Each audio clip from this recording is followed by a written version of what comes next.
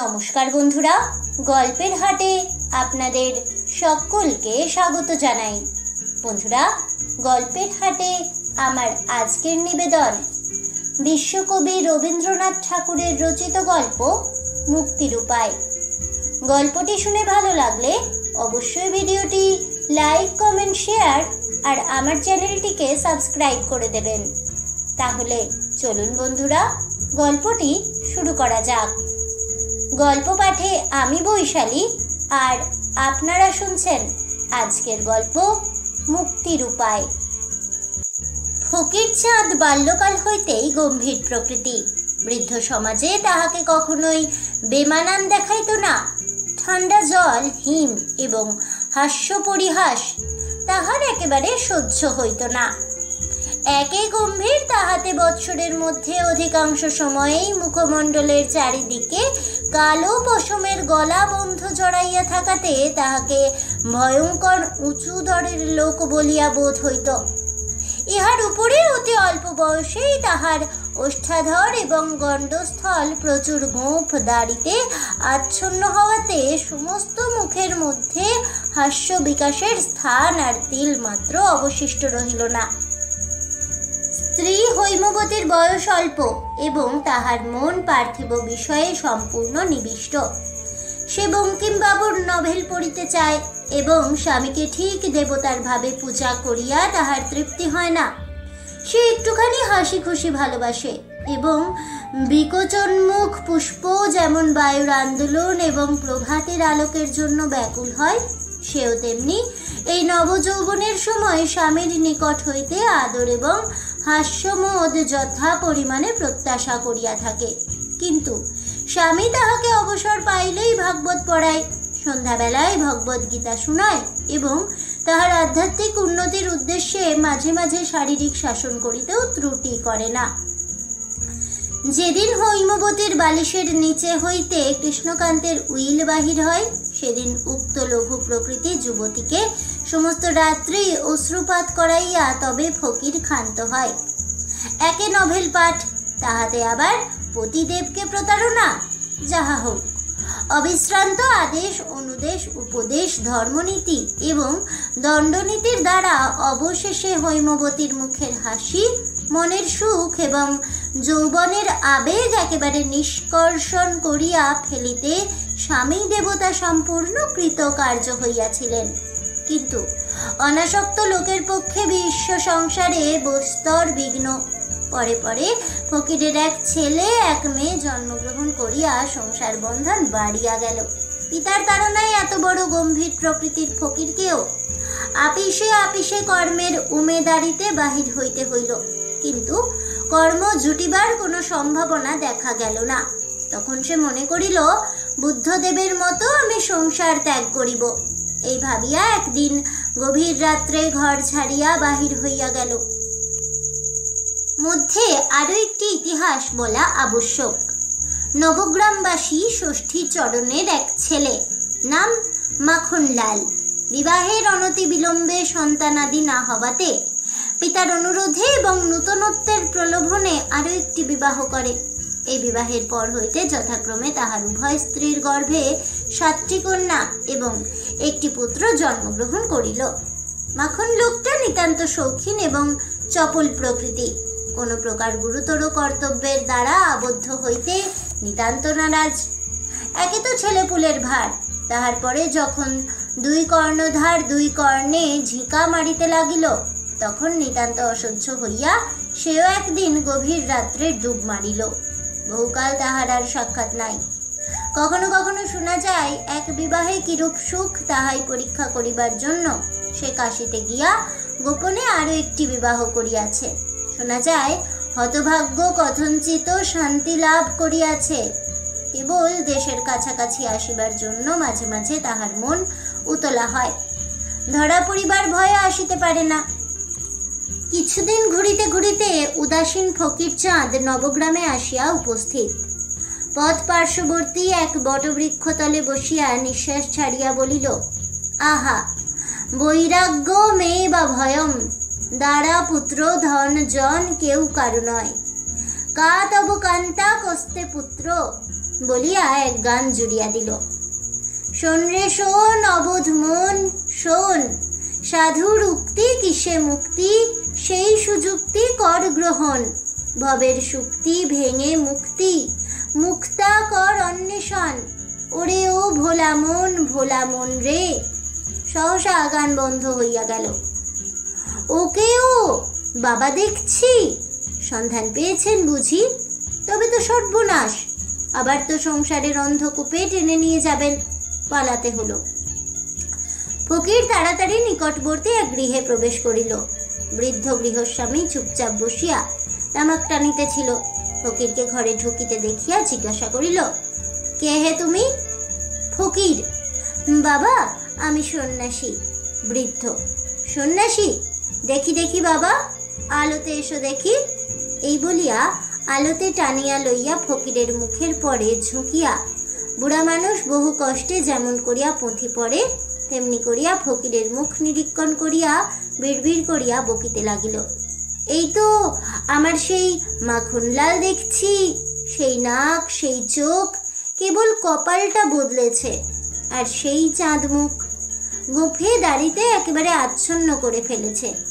বলিয়া বৃদ্ধ সস্নেহে ফকিরের শ্মশ্রুল মুখ দুই একবার হাত বুলাইয়া লইল এবং প্রকাশ্যে কহিল, বাবা মাখন। বলা বাহুল্য, বৃদ্ধের নাম ষষ্ঠীচরণ। ফকির, সবিস্ময়ে, মাখন? আমার নাম তো মাখন নয়, পূর্বে আমার নাম যাই থাক, এখন আমার নাম চিদানন্দ স্বামী। ইচ্ছা হয়তো পরমানন্দও বলতে পারো। ষষ্ঠী, বাবা তা এখন আপনাকে চিঁড়েই বল আর পরমান্নই বল, তুই যে আমার মাখন। বাবা সে তো আমি ভুলতে পারবো না। বাবা তুই কোন দুঃখে সংসার ছেড়ে গেলি? তোর কিসের অভাব? দুই স্ত্রী, বড়টিকে না ভালোবাসিস, ছোটটি আছে, ছেলেপিলের দুঃখও নেই। শত্রুর মুখে ছাই দিয়ে 7টি কন্যে, একটি ছেলে, আর আমি বুড়ো বাপ, কদিনই বা বাঁচবো? তোর সংসার তোরই থাকবে। ফকির একেবারে আঁতকিয়া উঠিয়া কহিল, কি সর্বনাশ, শুনলেও যে ভয় হয়। এতক্ষণে প্রকৃত ব্যাপারটা বোধগম্য হইল। ভাবিল, মন্দ কি, দিন-দুই বৃদ্ধের পুত্র ভাবেই এখানে লুকাইয়া থাকা যাক, তাহার পরে সন্ধানে অকৃতকার্য হইয়া বাপ চলিয়া গেলেই এখান হইতে পলায়ন করিব। ফকিরকে নিরুত্তর দেখিয়া বৃদ্ধের মনে সংশয় রহিল না। কেষ্টা চাকরকে ডাকিয়া বলিল, ওরে ও কেষ্টা, তুই সকলকে খবর দিয়া আয়গে, আমার মাখন ফিরে এসেছে। দেখিতে দেখিতে লোকে লোকারণ্য। পাড়ার লোকে অধিকাংশই বলিল, সেই বটে। কেহ বা সন্দেহ প্রকাশ করিল, কিন্তু বিশ্বাস করিবার জন্যই লোকে এত ব্যগ্র যে সন্দিগ্ধ লোকদের উপরে সকলে হাড়ে চটিয়া গেল, যেন তাহারা ইচ্ছাপূর্বক কেবল রসভঙ্গ করিতে আসিয়াছে, যেন তাহারা পাড়ার 14 অক্ষরের পয়ারকে 17 অক্ষর করিয়া বসিয়া আছে। কোনো মতে তাহাদিগকে সংক্ষেপ করিতে পারিলেই তবে পাড়াশুদ্ধ লোক আরাম পায়। তাহারা ভূত বিশ্বাস করে না, ওঝাও বিশ্বাস করে না। আশ্চর্য গল্প শুনিয়া যখন সকলের তাক লাগিয়া গিয়াছে, তখন তাহারা প্রশ্ন উত্থাপন করে। এক প্রকার নাস্তিক বলিলেই হয়, কিন্তু ভূত অবিশ্বাস করিলে ততটা ক্ষতি নাই। তাই বলিয়া বুড়া বাপের হারা ছেলেকে অবিশ্বাস করা যে নিতান্ত হৃদয়হীনতার কাজ।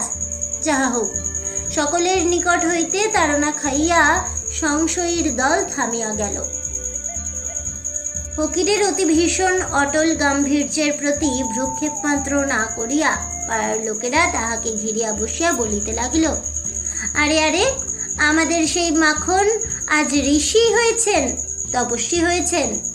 চিরটা কাল ইয়ার্কি দিয়ে কাটালে, আজ হঠাৎ মহামুনি যমদগ্নি হয়ে বসেছেন। কথাটা উন্নত চেতা ফকিরের অত্যন্ত খারাপ লাগিল, কিন্তু নিরুপায়ে সহ্য করিতে হইল। একজন গায়ের উপর আসিয়া পড়িয়া জিজ্ঞাসা করিল, ওরে মাখন, তুই কুচকুচে কালো ছিলি, রংটা এমন ফর্সা করলি কি করে? ফকির উত্তর দিল, যোগ অভ্যাস করে। সকলেই বলিল, যোগের কি আশ্চর্য প্রভাব? একজন উত্তর করিল, আশ্চর্য আর কি, শাস্ত্রে আছে, ভীম যখন হনুমানের লেজ ধরে তুলতে গেলেন, কিছুতেই তুলতে পারলেন না। সে কি করে হলো? সে তো যোগ বলে। এ কথা সকলকেই স্বীকার করিতে হইল। হেনকালে ষষ্ঠীচরণ আসিয়া ফকিরকে বলিল, বাবা, একবার বাড়ির ভিতরে যেতে হচ্ছে। এ সম্ভাবনাটা ফকিরের মাথায় উদয় হয় নাই। হঠাৎ বজ্রাঘাতের মতো মস্তিষ্কে প্রবেশ করিল। অনেকক্ষণ চুপ করিয়া পাড়ার লোকের বিস্তর অন্যায় পরিহাস পরিপাক করিয়া অবশেষে বলিল, বাবা, আমি সন্ন্যাসী হয়েছি, আমি অন্তঃপুরে ঢুকতে পারবো না। ষষ্ঠীচরণ পাড়ার লোকদের সম্বোধন করিয়া বলিল, তাহলে আপনাদের একবার গা তুলতে হচ্ছে। বৌমাদের এইখানেই নিয়ে আসি, তারা বড় ব্যাকুল হয়ে আছেন। সকলে উঠিয়া গেল। ফকির ভাবিল, এই বেলা এখান হইতে এক দৌড় মারি, কিন্তু রাস্তায় বাহির হইলেই পাড়ার লোক কুকুরের মতো তাহার পশ্চাতে ছুটিবে। ইহাই কল্পনা করিয়া তাহাকে নিস্তব্ধভাবে বসিয়া থাকিতে হইল। যেমনি মাখনলালের দুই স্ত্রী প্রবেশ করিল, ফকির অমনি নতশিরে তাহাদিগকে প্রণাম করিয়া কহিল, মা, আমি তোমাদের সন্তান। অমনি ফকিরের নাকের সম্মুখে একটা বালা পড়া হাত খড়গের মতো খেলিয়া গেল এবং একটি কাংস বিনিন্দিত কণ্ঠে বাজিয়া উঠিল, ওরে ও পোড়া কপালে মিনসে, তুই মা বললি কাকে? অমনি আরো একটি কণ্ঠ আরো দুই সুর উচ্চে পাড়া কাঁপাইয়া ঝংকার দিয়া উঠিল, চোখের মাথা খেয়ে বসেছিস? তোর মরণ হয় না? নিজের স্ত্রীর নিকট হইতে এরূপ চলিত বাংলা শোনা অভ্যাস ছিল না।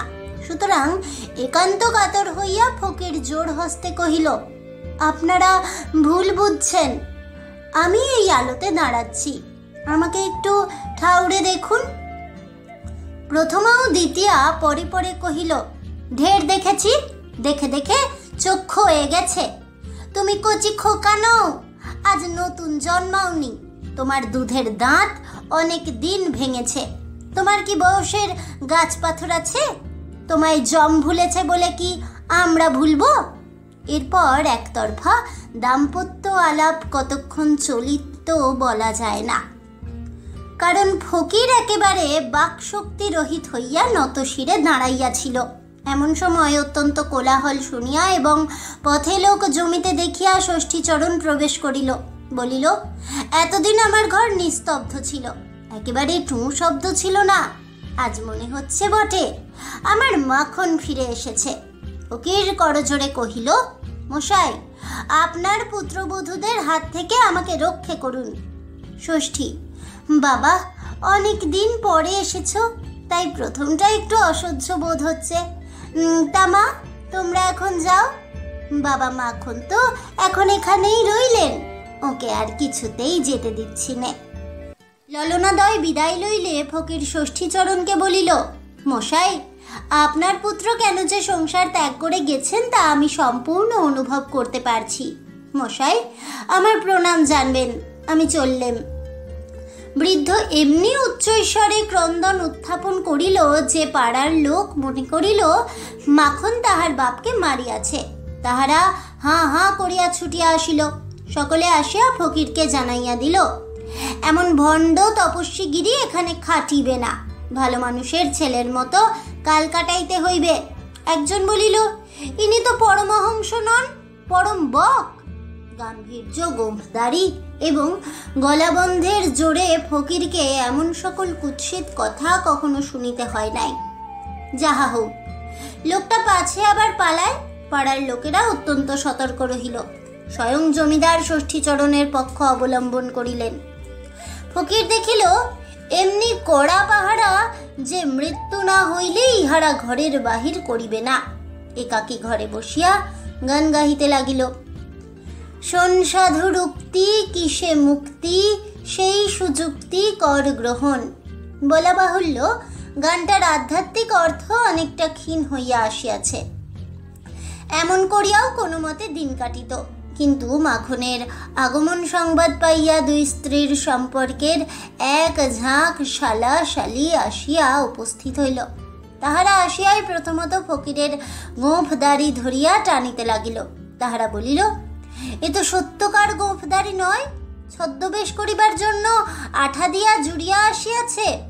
নাসিকার নিম্নবর্তী গুম্ফ ধরিয়া টানাটানি করিলে ফকিরের ন্যায় অত্যন্ত মহৎ লোকেরও মাহাত্ম্য রক্ষা করা দুষ্কর হইয়া উঠে। ইহা ছাড়া কানের উপর উপদ্রব ছিল।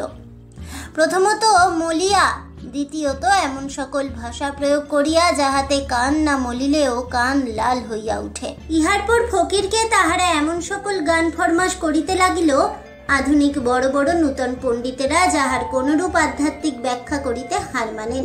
আবার নিদ্রাকালে তাহারা ফকিরের স্বল্পাবশিষ্ট গণ্ডস্থলে চুনকালি মাখাইয়া দিল।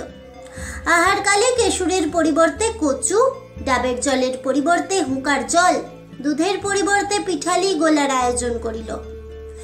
পেড়ার নিচে সুপারি রাখিয়া তাহাকে আছাড় খাওয়াইল, লেজ বানাইল এবং সহস্র প্রচলিত উপায়ে ফকিরের অভ্রভেদী গাম্ভীর্য ভূমিষ্যাৎ করিয়া দিল।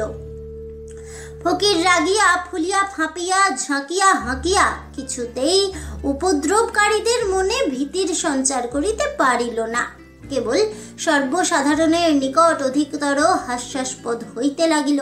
ইহার উপরে আবার অন্তরাল হইতে একটি মিষ্ট কণ্ঠের উচ্চহাস্য মাঝে মাঝে কর্ণগোচর হইত। সেটা যেন পরিচিত বলিয়া ঠেকিত এবং মন দ্বিগুণ অধৈর্য হইয়া উঠিত। পরিচিত কণ্ঠ পাঠকের অপরিচিত নহে, এইটুকু বলিলেই যথেষ্ট হইবে যে ষষ্ঠীচরণ কোনো এক সম্পর্কে হৈমবতীর মামা। বিবাহের পর শাশুড়ির দ্বারা নিতান্ত নিপীড়িত হইয়া পিতৃমাতৃহীনা হৈমবতী মাঝে মাঝে কোনো না কোনো কুটুম্ব বাড়িতে আশ্রয় গ্রহণ করিত। অনেকদিন পরে সে মামার বাড়ি আসিয়া নেপথ্য হইতে এক পরম কৌতুকাবহ অভিনয় নিরীক্ষণ করিতেছে। তৎকালে হৈমবতীর স্বাভাবিক রঙ্গপ্রিয়তার সঙ্গে প্রতিহিংসা প্রবৃত্তির উদ্রেক হইয়াছিল কিনা চরিত্র তত্ত্বজ্ঞ পণ্ডিতেরা স্থির করিবেন, আমরা বলিতে অক্ষম। ঠাট্টার সম্পর্কীয় লোকেরা মাঝে মাঝে বিশ্রাম করিত, কিন্তু স্নেহের সম্পর্কীয় লোকদের হাত হইতে পরিত্রাণ পাওয়া কঠিন। 7 মেয়ে এবং 1 ছেলে তাহাকে এক দণ্ড ছাড়ে না। বাপের স্নেহ অধিকার করিবার জন্য তাহাদের মা তাহাদিগকে অনুক্ষণ নিযুক্ত রাখিয়াছিলেন। 2 মাতার মধ্যে আবার রেষারেষি ছিল। উভয়েরই চেষ্টা যাহাতে নিজের সন্তানই অধিক আদর পায়। উভয়েই নিজ নিজ সন্তান দিগকে সর্বদাই উত্তেজিত করিতে লাগিল। 2 দলে মিলিয়া পিতার গলা জড়াইয়া ধরা, কোলে বসা, মুখচুম্বন করা প্রভৃতি প্রবল স্নেহ ব্যক্তি কার্যে পরস্পরকে জিতিবার চেষ্টা করিতে লাগিল। বলা বাহুল্য, ফকির লোকটা অত্যন্ত নির্লিপ্ত স্বভাব, নহিলে নিজের সন্তানদের অকাতরে ফেলিয়া আসিতে পারিত না। শিশুরা ভক্তি করিতে জানে না, তাহারা সাধুত্বের নিকট অভিভূত হইতে শিখে নাই। এজন্য ফকির শিশু জাতির প্রতি তিলমাত্র অনুরক্ত ছিলেন না। তাহাদিগকে তিনি কীটপতঙ্গের ন্যায় দেহ হইতে দূরে রাখিতে ইচ্ছা করিতেন। সম্প্রতি তিনি অহরহ শিশু পঙ্গপালে আচ্ছন্ন হইয়া বর্জয়ী অক্ষরের ছোট বড় নোটের দ্বারা আদ্যপান্ত সমাকীর্ণ ঐতিহাসিক প্রবন্ধের ন্যায় শোভমান হইলেন। তাহাদের মধ্যে বয়সের বিস্তর তারতম্য ছিল এবং তাহারা সকলেই কিছু তাহার সহিত বয়প্রাপ্ত সভ্য জনচিত ব্যবহার করিত না। শুদ্ধ সূচি ফকিরের চক্ষে অনেক সময় অশ্রুর সঞ্চার হইত এবং তাহা আনন্দাশ্রু নহে। পরের ছেলেরা যখন নানা সুরে তাহাকে বাবা বাবা করিয়া ডাকিয়া আদর করিত, তখন তাহার সাংঘাতিক পাশব শক্তি প্রয়োগ করিবার একান্ত ইচ্ছা হইত, কিন্তু ভয়ে পারিতেন না। মুখ চক্ষু বিকৃত করিয়া চুপ করিয়া বসিয়া থাকিতেন। অবশেষে ফকির মহা চেঁচামেচি করিয়া বলিতে লাগিল, আমি যাবই, দেখি আমাকে কে আটক করিতে পারে। তখন গ্রামের লোক এক উকিল আনিয়া উপস্থিত করিল। উকিল আসিয়া কহিল, জানেন আপনার 2 স্ত্রী? ফকির, আগে এখানে এসে প্রথম জানলুম। উকিল, আর আপনার 7 মেয়ে 1 ছেলে, তার মধ্যে 2টি মেয়ে বিবাহযোগ্যা? ফকির, আগে আপনি আমার চেয়ে ঢের বেশি জানেন দেখতে পাচ্ছি।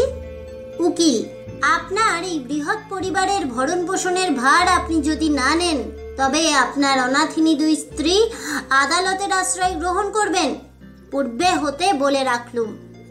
ফকির সবচেয়ে আদালতকে ভয় করিত। তাহার জানা ছিল উকিলেরা জেরা করিবার সময় মহাপুরুষ দিগের মান মর্যাদা গাম্ভীর্যকে খাতির করে না, প্রকাশ্যে অপমান করে এবং খবরের কাগজে তাহার রিপোর্ট বাহির হয়।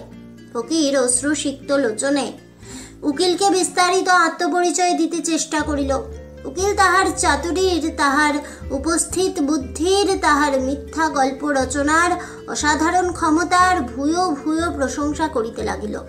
শুনিয়া ফকিরের আপন হস্তপদ দংশন করিতে ইচ্ছা করিতে লাগিল।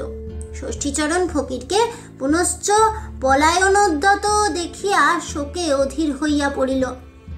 পাড়ার লোকে তাহাকে চারিদিকে ঘিরিয়া অজস্র গালি দিল এবং উকিল তাহাকে এমন শাসাইল যে তাহার মুখে আর কথা রহিল না। ইহার উপর যখন 8 জন বালক বালিকা গাঢ় স্নেহে তাহাকে চারিদিকে আলিঙ্গন করিয়া ধরিয়া তাহার শ্বাসরোধ করিবার উপক্রম করিল, তখন অন্তরাল স্থিত হৈমবতী হাসিবে কি কাঁদিবে ভাবিয়া পাইল না। ফকির অন্য উপায় না দেখিয়া ইতিমধ্যে নিজের পিতাকে একখানা চিঠি লিখিয়া সমস্ত অবস্থা নিবেদন করিয়াছিল। সেই পত্র পাইয়া ফকিরের পিতা হরিচরণ বাবু আসিয়া উপস্থিত। পাড়ার লোক, জমিদার এবং উকিল কিছুতেই দখল ছাড়ে না। এই লোকটি যে ফকির নহে, মাখন, তাহারা তাহার সহস্র অকাট্য প্রমাণ প্রয়োগ করিল। এমনকি যে ধাত্রী মাখনকে মানুষ করিয়াছিল সেই বুড়িকে আনিয়া হাজির করিল। সে কম্পিত হস্তে ফকিরের চিবুক তুলিয়া ধরিয়া মুখ নিরীক্ষণ করিয়া তাহার দাড়ির উপরে দর বিগলিত ধারায় অশ্রুপাত করিতে লাগিল। যখন দেখিল তাহাতেও ফকির রাস মানে না, তখন ঘুমটা টানিয়া 2 স্ত্রী আসিয়া উপস্থিত হইল। পাড়ার লোকেরা শশব্যস্ত হইয়া ঘরের বাহিরে চলিয়া গেল। কেবল 2 বাপ, ফকির এবং শিশুরা ঘরে রহিল। 2 স্ত্রী হাত নাড়িয়া নাড়িয়া ফকিরকে জিজ্ঞাসা করিল, কোন চুলোয় জমের কোন দুয়ারে যাবার ইচ্ছে হয়েছে? ফকির তাহা নির্দিষ্ট করিয়া বলিতে পারিল না, সুতরাং নিরুত্তর হইয়া রহিল। কিন্তু ভাবে যেরূপ প্রকাশ পাইল তাহাতে জমের কোনো বিশেষ দ্বারের প্রতি তাহার যে বিশেষ পক্ষঘাত আছে এরূপ বোধ হইল না। আপাতত যে কোনো একটা দ্বার পাইলেই সে বাঁচে, কেবল একবার বাহির হইতে পারিলেই হয়। তখন আরো একটি রমণী মূর্তি গৃহে প্রবেশ করিয়া ফকিরকে প্রণাম করিল। ফকির প্রথমে অবাক, তাহার পরে আনন্দে উৎফুল্ল হইয়া উঠিয়া বলিল, এ যে হৈমবতী! নিজের অথবা পরের স্ত্রীকে দেখিয়া এত প্রেম তাহার চক্ষে ইতিপূর্বে কখনো প্রকাশ পায় নাই। মনে হইল মূর্তিমতী মুক্তি স্বয়ং আসিয়া উপস্থিত। আরো একটি লোকমুখের উপর শালমড়ি দিয়া অন্তরাল হইতে দেখিতেছিল, তাহার নাম মাখনলাল।